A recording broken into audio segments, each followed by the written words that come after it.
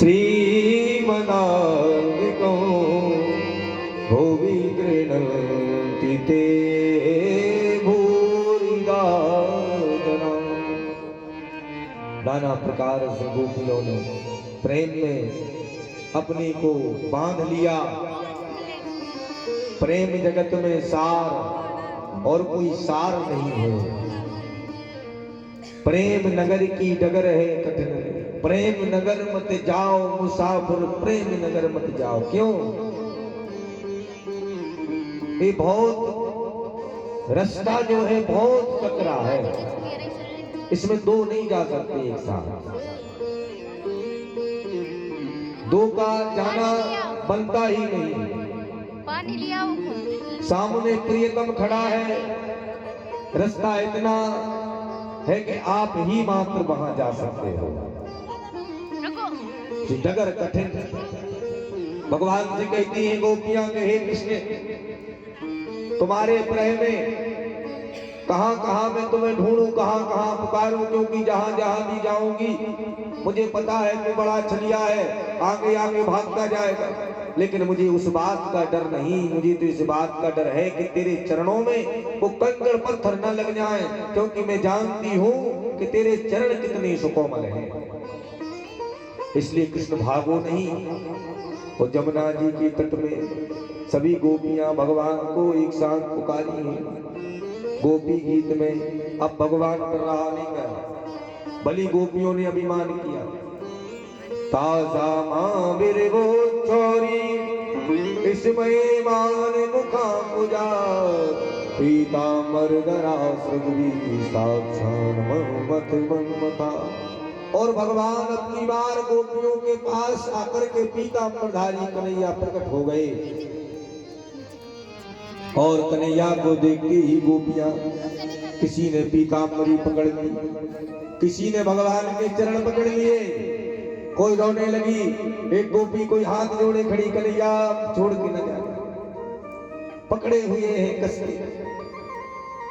भगवान कहने लगे देखो देवी, बात ऐसी है कि मुझे मिलने के बाद अगर अभिमान न छूटा तो दुनिया में मेरे मिलने का क्या फायदा, क्योंकि मैं परमात्मा, और परमात्मा ने ही अगर अभिमान नष्ट न कर पाया तो कौन करेगा।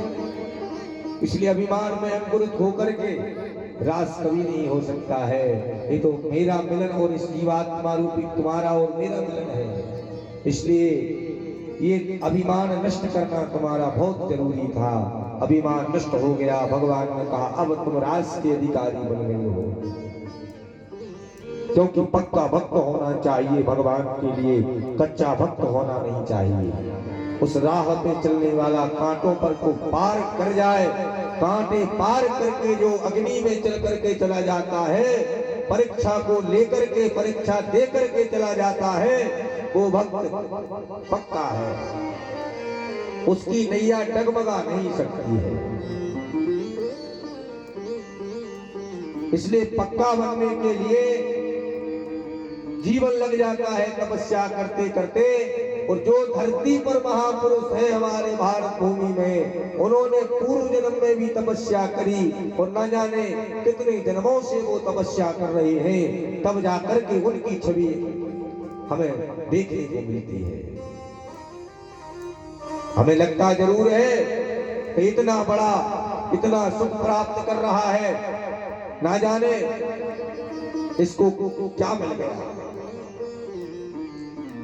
दो बातें हैं, एक गुरु के दो चेला, और दो ही चोलों के लाने गुरु जी ने 100 आशीर्वाद दिया, 1 सी शिक्षा दी, लेकिन एक के भाग में तो राजयोग और एक के भाग में सीमित धन था।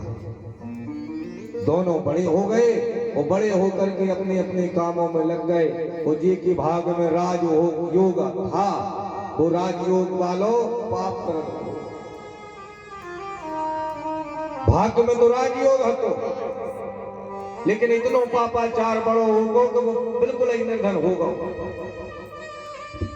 इतनी गरीबी आई और जिसके जीवन में वो सीमित धन था, सीमित धन वाला एक दिन मित्र मिला, कहा कहो मित्र क्या हो